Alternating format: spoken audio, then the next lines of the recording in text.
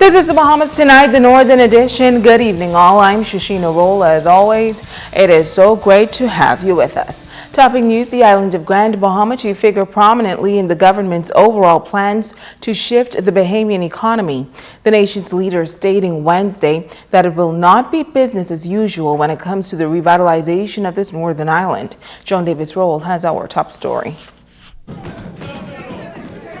It was in the halls of Parliament during the extensive budget communication delivered by Prime Minister the Right Honourable Perry Christie, where the nation's chief not only revealed the government's plans to work assiduously to move the country's economy forward, but some unprecedented steps to resuscitate Grand Bahama's economy.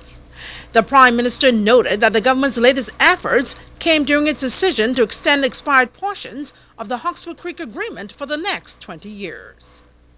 We have secured historic commitments to change the governance paradigm in Grand Bahama and a mechanism to enhance transparency into Grand Bahama Port Authority's financial affairs.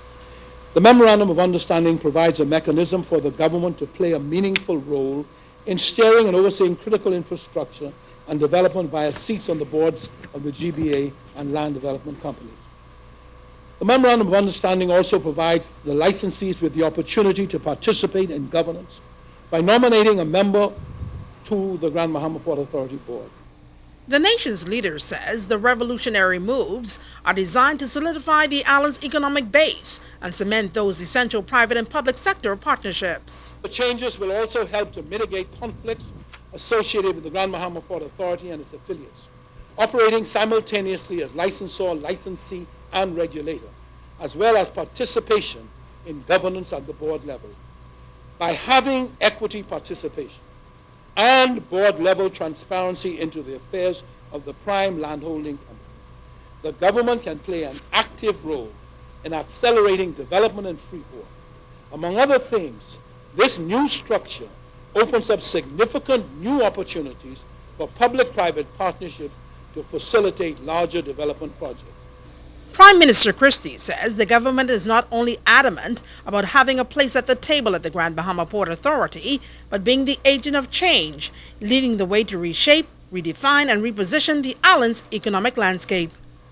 We intend to seek to work with the Grand Bahama Port Authority to create an ongoing Grand Bahama Development Fund, which would make investments that can help to carry Grand Bahama forward. Measures to be undertaken could include reopening, Mr. Speaker, important portions of West Sunrise Highway, upgrading airport facilities, making available residential lots to expand affordable housing, construction of medical facilities. We will seek to create an ongoing mechanism for infrastructure investment that are aligned with our development strategy and can evolve as the economy grows. Joan Davis Roll, ZNS Network News. Corporate partners investing in primary school education on the island. The Minister of Education commending those involved and says that such programs are already making a difference. Megan Shepard reports. The Congress of Freeport Primary School receiving a special gift thanks to Mission Education Bahamas and the Tune Into Education program. The program is in schools across the Bahamas and has proven to be very successful over the past 5 years since its inception. Minister for Education, Science and Technology, the Honorable Jerome Fitzgerald visited the school and touted the benefits of incorporating this technology into the schools. Results have been extraordinary. I want to say to those of you here at Freeport Primary, you should embrace this.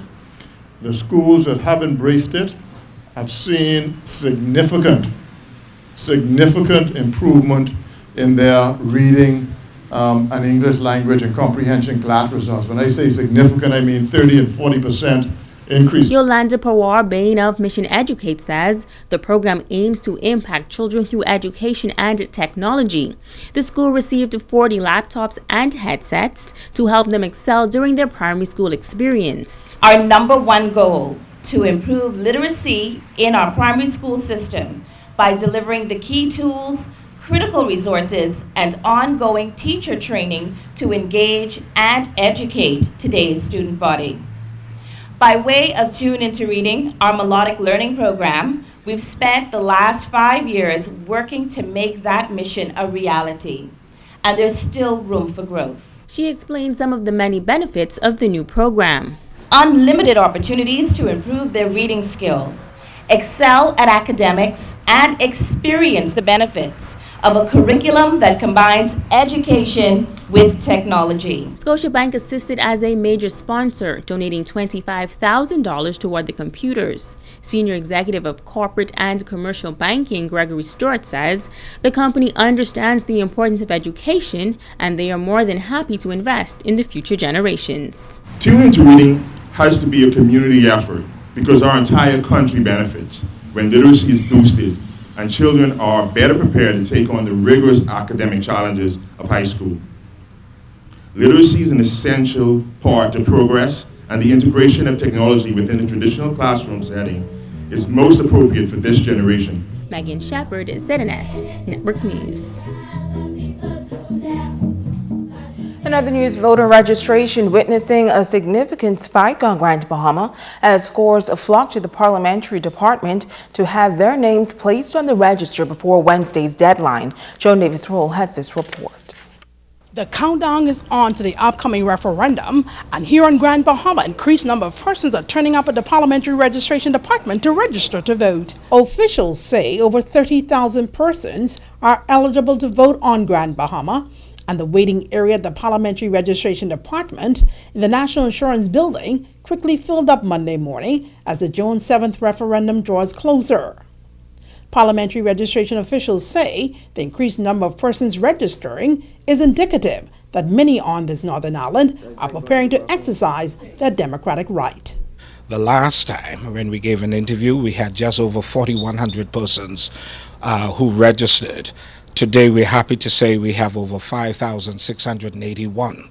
So there's been a tremendous increase. Assistant Parliamentary Commissioner Reno Smith says there is another issue being raised during the registration process. Some persons wanted to know if, in addition to the symbols, if the words yes and no would be admitted or deleted.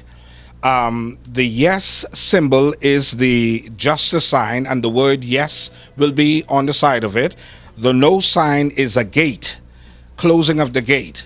And so, in addition to having the symbols, we will have the words yes or no to the 4 questions. From the issue of symbols to the issue of wording, Grand Bahama resident Miriam Stafford says there's another bone of contention. Globally, you have persons who have had sex changes, and so now they're issuing them new birth certificates.